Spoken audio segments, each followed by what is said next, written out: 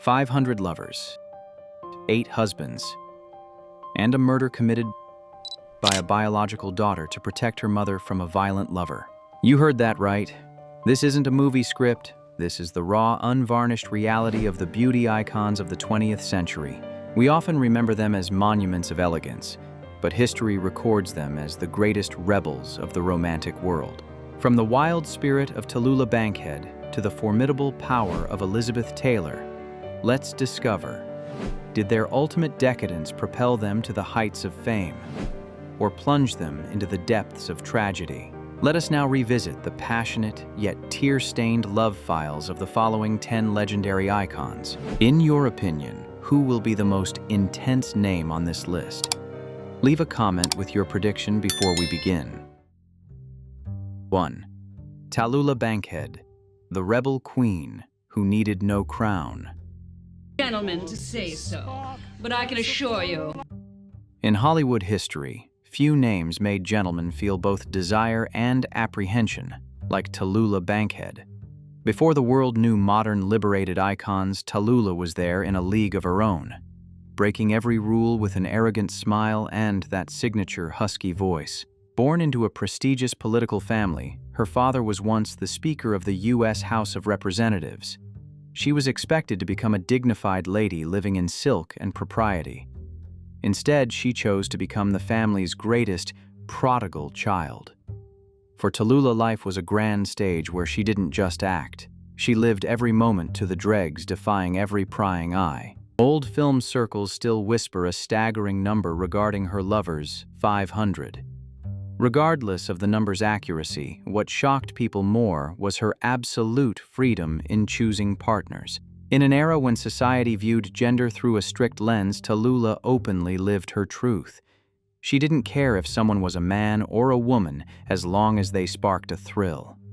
Historical records note close relationships far beyond friendship with top stars. She once left a famous quote, both humorous and bitter, referencing her father's advice.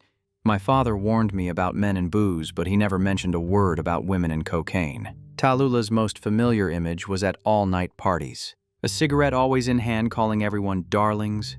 Many thought it was friendliness, but she confessed she used the term because she couldn't remember the names of so many people passing through her life. This promiscuous lifestyle seemed to stem less from desire and more from a deep fear of loneliness. She sought constant connection to fill a void in her soul. Despite a personal life full of gossip and health deteriorating from a reckless lifestyle, Tallulah never played the victim. She faced public opinion with satire, famously quipping, "I'm as pure as the driven slush." Tallulah Bankhead is proof of a generation of stars who dared to live by instinct, using rebellion to hide their wounds, willing to pay the price to be themselves until their last breath. Moving away from Tallulah's active recklessness, we arrive at a tragedy painted in more glamorous colors. She possessed a beauty the whole world craved, but ironically, her fate was like a beautiful pawn passed between America's most powerful men. 2. Marilyn Monroe, the beautiful pawn of shadow powers. I do love him. Certainly, for his money. People often frame Marilyn Monroe as the dumb blonde, but look at the truth. A fool cannot find her way into the bedrooms of men holding America's destiny. Marilyn's love story wasn't just about promiscuity, it was the tragedy of a woman trapped between power plays. Marilyn wasn't just a Hollywood sex symbol, she was an unwitting bridge between two opposing forces of the 60s, the Kennedy political dynasty and mafia boss Sam Giancana. Declassified FBI files later revealed a scary truth: Marilyn was watched closely, not just because of her fame, but because she knew too much. Pillow talk during passionate nights with President John F. Kennedy or his brother Robert Kennedy wasn't just romance. Sometimes it was national secrets, and by associating with mob bosses, she inadvertently became a security risk. To these powerful men, Marilyn appeared not as a lover to cherish, but as a trophy to assert their status. She was passed around like an expensive toy, celebrated when needed, and ruthlessly discarded when she became a burden. Behind the long list of lovers and the flirtatious exterior, Marilyn was a woman desperate for a home. Few knew that this sex symbol battled painful endometriosis. She yearned to be a mother, having been pregnant multiple times, but every attempt ended in a tearful miscarriage. Marilyn's dependence on men was in essence a search for the father figure she lacked since childhood. Ironically, the more she searched, the deeper she sank into toxic relationships exploited for both her body and her fame. The image of Marilyn dying alone, phone receiver in hand, is the most heartbreaking proof. The most desired woman on the planet was in the end the loneliest when the night fell. From the mysterious political calculations in Marilyn's private room, we step into another tragedy more naked and bloody, right in the heart of Hollywood. In the next story, love didn't just hurt. It literally turned into a crime scene involving a 14-year-old child. 3. Lana Turner. When the sweater was stained with violence. In Hollywood, the line between a crime thriller and real life is often terrifyingly thin. For Lana Turner, that line was completely erased on a fateful night in 1958. She wasn't just one of MGM's highest-paid stars. She was the protagonist of a bloody family tragedy that shook America, where blind love turned a bedroom into a crime scene. Lana's story began like a modern fairy tale. A 16-year-old girl cutting class to get a soda, catching the eye of a journalist, and quickly becoming a sex symbol known as the Sweater Girl. Her beauty was the perfect blend of innocence and seduction, making men unable to look away. Yet in contrast to her glittering career, Lana's love life was an endless chain of chaos. She married 8 times to 7 different men. A contemporary critic once bitterly remarked, "Lana's life is like her sweaters. She puts it on, takes it off, and puts on another." But the true tragedy wasn't the broken marriages. It was a deadly choice when she fell into the arms of Johnny Stompanato. Johnny Stompanato wasn't an actor or a businessman. He was a real-life mobster, a bodyguard and henchman for the infamous Mickey Cohen. Their relationship was textbook toxic, full of passion, but drowning in violence. Johnny was obsessed with controlling Lana. He was insanely jealous, frequently beating her, and once even flew to a film set in England to point a gun at Sean Connery, just for filming an intimate scene with his lover. The horror peaked on April 4th, 1958. At her Beverly Hills mansion, Johnny threatened to ruin Lana's beauty, her most valuable asset. He screamed that he would slash her face so she could never act again. In panic, Lana didn't know her 14-year-old daughter Cheryl Crane was trembling outside the door.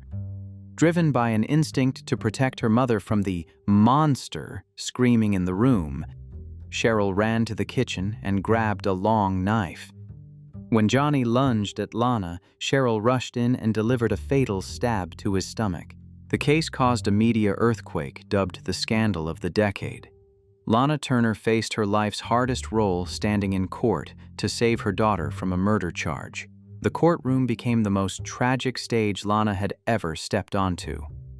Through tears, she detailed every beating and threat, exposing the humiliating shadows of an A-list life to the public. It wasn't acting. It was a mother's pain. Finally, the jury ruled it justifiable homicide. Cheryl was acquitted, but placed under psychological supervision. Many predicted Lana's career would end after this bloody scandal. But Hollywood is a strange place. The scandal actually landed her the role of a lifetime in Imitation of Life, 1959, a film mirroring the complex dynamic between mothers and daughters. Audiences flocked to theaters not just to see the movie, but to see the woman who had just stepped out of the darkness.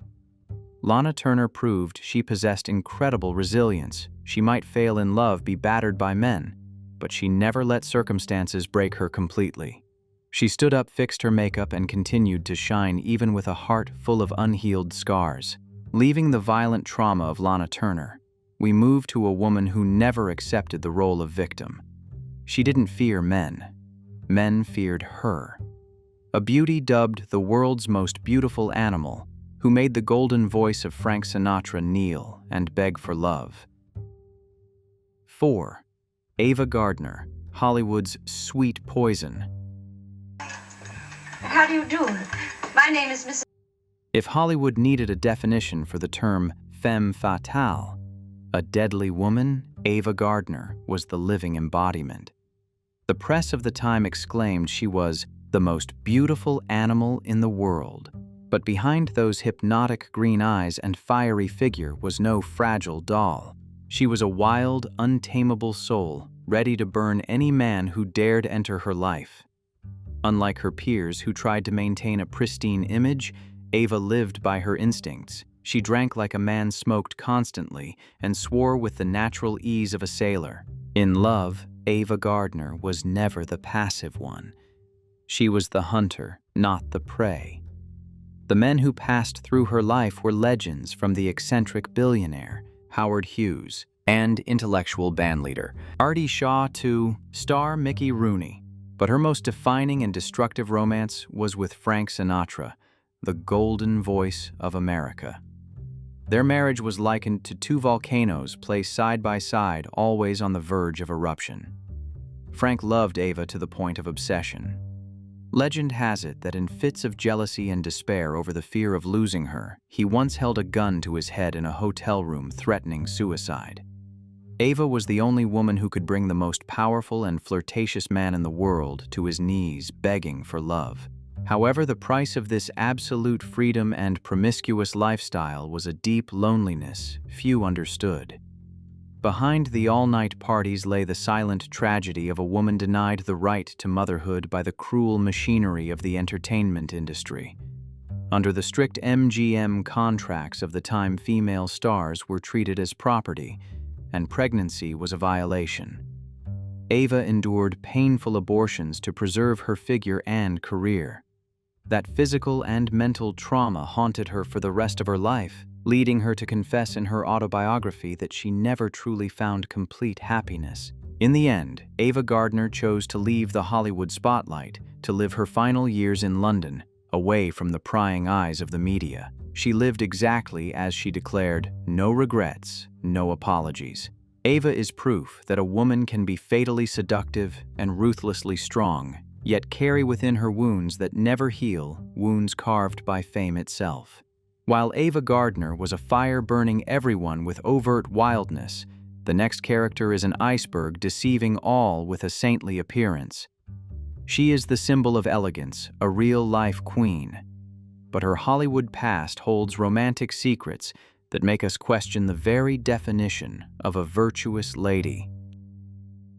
5. Grace Kelly, the snow-covered volcano.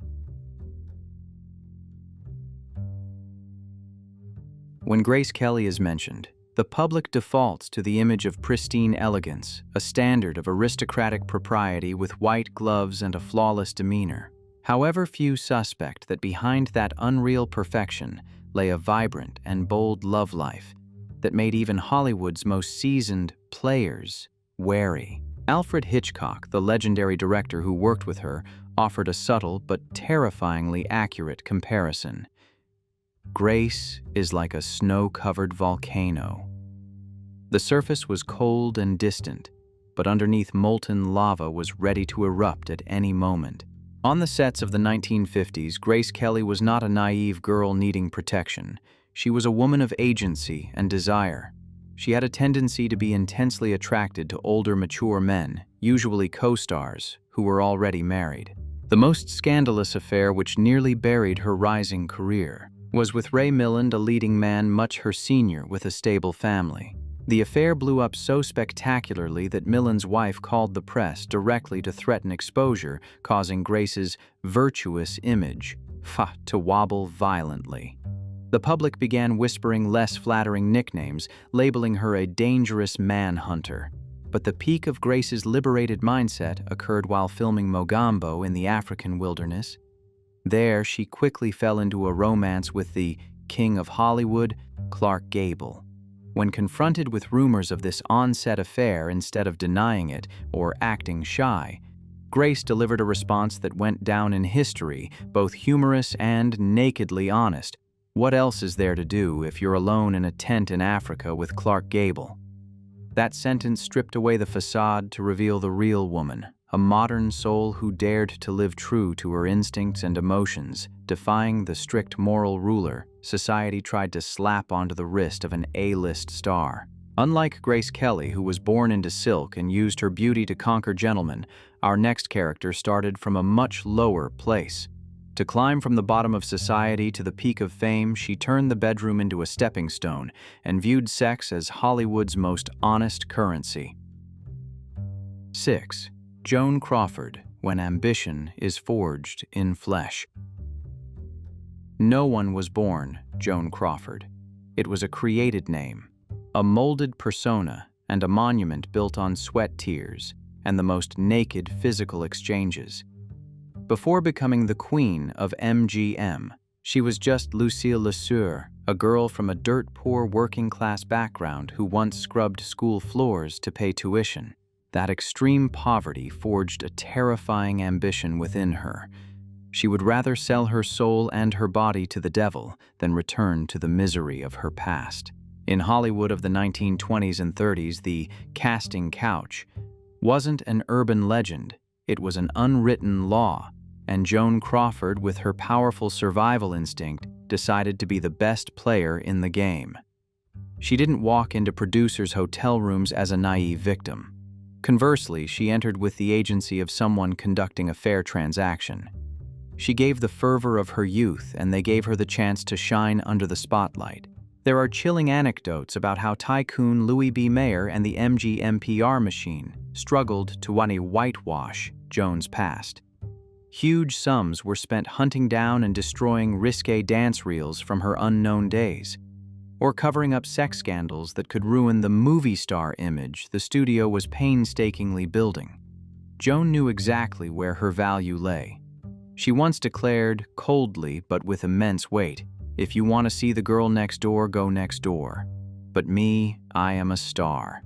Joan Crawford's list of lovers reads like a power map of Hollywood at the time, from the King, Clark Gable, to veterans like Spencer Tracy. However, what makes her romantic file complex and intriguing are the rumors of bisexuality an absolute taboo at the time.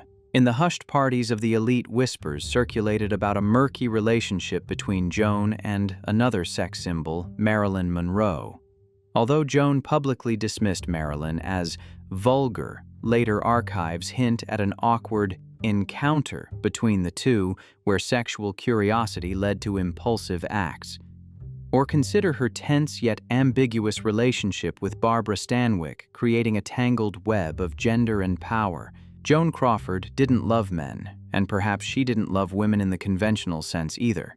The only thing she loved was control. She used sex as a weapon to manipulate, to climb, and to hold her ground in an industry always waiting to discard the weak. She married 4 times but never truly belonged to anyone.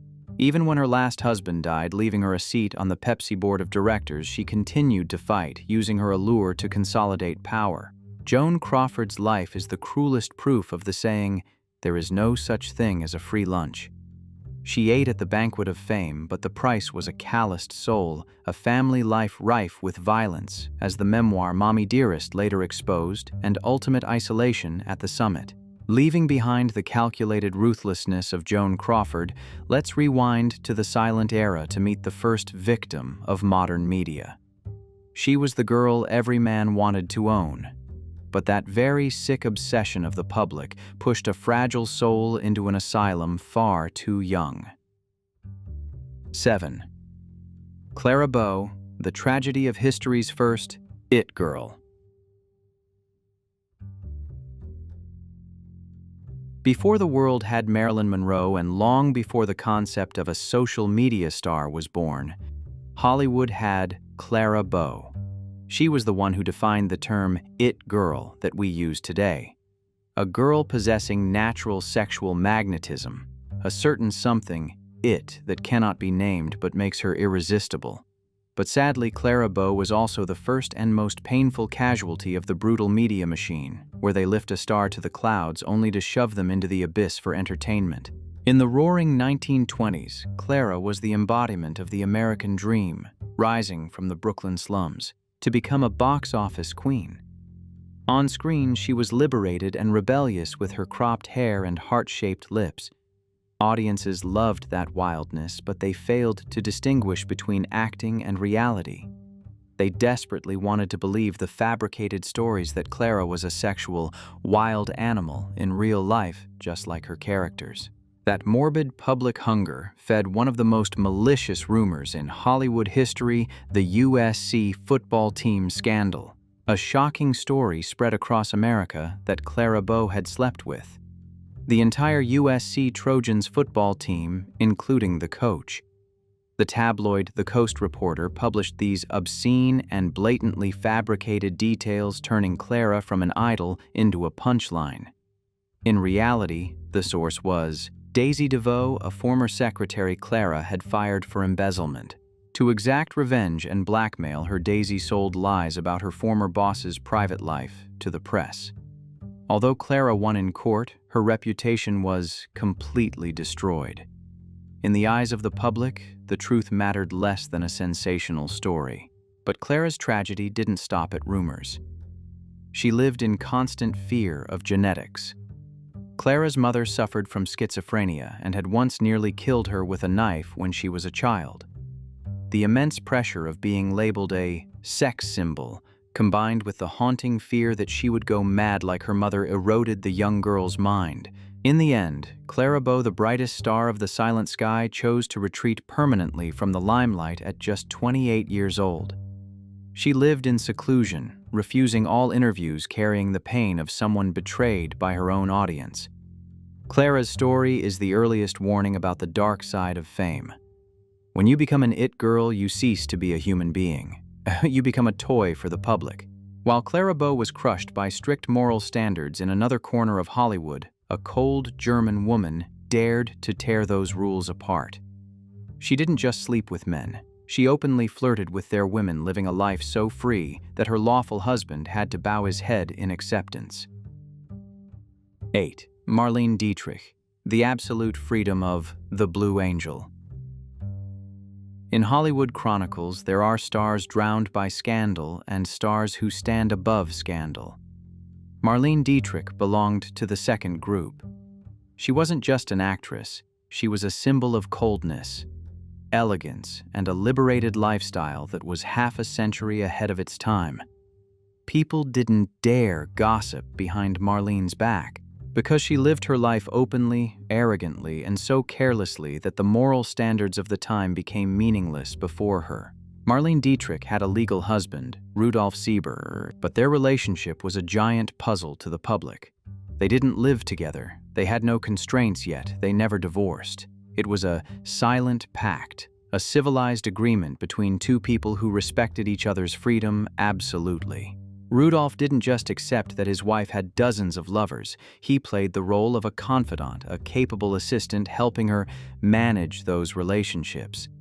Legend has it that every morning Rudolf would help Marlene sort her love letters, which ones were from fans, which from movie stars, and which from one-night stands that needed a polite reply.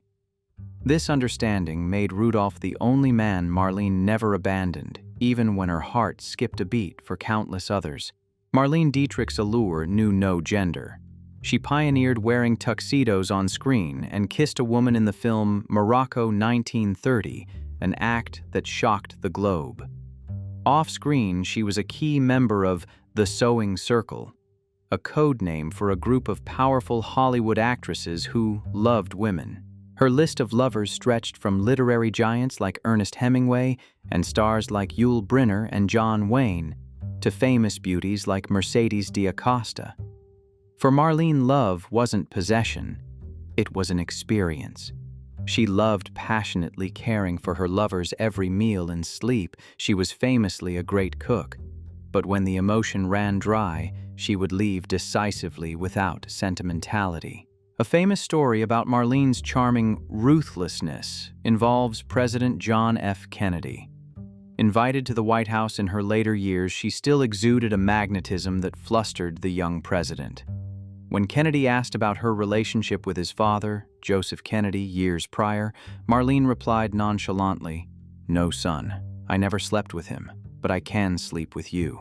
Marlene Dietrich represented the type of woman who held the upper hand in every romantic game. She never let herself become a victim of men or public opinion. She created the rules, chose whom she wanted to love, and most importantly, she never had to regret living true to herself. Leaving the cold, rational control of the German icon, we step into a true tropical storm named Lupe Velez. She didn't know how to protect herself, nor how to hide her emotions. For her love was destruction, a fire that burned everything, including her own life. 9. Lupe Velez, the self-immolating fire of the cinema capital. In stark contrast to Marlene Dietrich's terrifying composure, Lupe Velez was the embodiment of chaos, noise, and burning passion. Dubbed the Mexican Spitfire, Lupe lived as if every day were her last. She loved until her soul was drained, possessed a jealousy that bordered on madness, and didn't hesitate to turn her own life into a tragedy far more dramatic than any film she ever starred in. Lupe's most famous and most violent romance was with heartthrob Gary Cooper. When they met, the contrast between a quiet, polite American boy and a hot, wild Latina created a fatal attraction. But that love quickly turned into a battlefield. Their arguments frequently ended with smashed furniture and screams echoing through the neighborhood. Lupe loved Gary, but she didn't know how to love peacefully. In fits of uncontrolled jealousy, she once chased Gary Cooper with a knife. The climax came when she pulled a gun and shot her lover's portrait on the wall, leaving a bullet hole right in the middle of his forehead. Gary Cooper, despite loving her madly, eventually had to flee for his life, exhausted and terrified by Lupe's excessive zeal. His mother also vehemently opposed the relationship, viewing Lupe as an insult to her son's gentlemanly image. After breaking up with Cooper and a short-lived marriage to Tarzan, Johnny Weissmuller, Lupe's life slid into fleeting affairs. Tragedy struck in 1944 when she found herself pregnant by a young actor named Harold Ramond. Lupe Velez was a devout Catholic. To her, abortion was an unforgivable sin, but bearing an illegitimate child when the father denied responsibility was an indelible stain on her family's honor. Trapped between faith and honor, between love and betrayal, Lupe chose the most painful exit. On the night of December 13, 1944, she staged her death like a final scene. She decorated her bedroom with hundreds of flowers, lit flickering candles, wore her finest silk pajamas, applied flawless makeup, and took a massive dose of sleeping pills.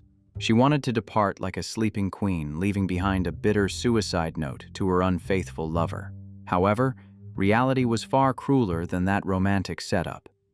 Malicious rumors, later especially from the notorious book Hollywood Babylon, spun grotesque details about her dying in the bathroom. But the core truth remains. Lupe Velez died because she loved too much and felt too alone. She was a victim of her own unguided passion and the pressure of a society that accepted no mistakes from women. Lupe Velez's death was the tragic full stop for a flame that burned so brightly it eventually consumed itself. If Lupe Velez chose death because she couldn't bear the weight of prejudice, the final figure on today's list chose to face it head-on and trample public opinion to become a queen. She didn't just love, she married. She is the only woman in history to turn earth-shattering sexual scandals into sparkling diamonds on her crown. 10. Elizabeth Taylor, the Empress of Weddings and Scandal. In cinematic history, no one has turned marriage into a shocking performance art that consumed as much ink as Elizabeth Taylor. With her famed violet eyes and beauty likened to the eighth wonder of the world, she wasn't just a movie star, she was the complete definition of a global superstar.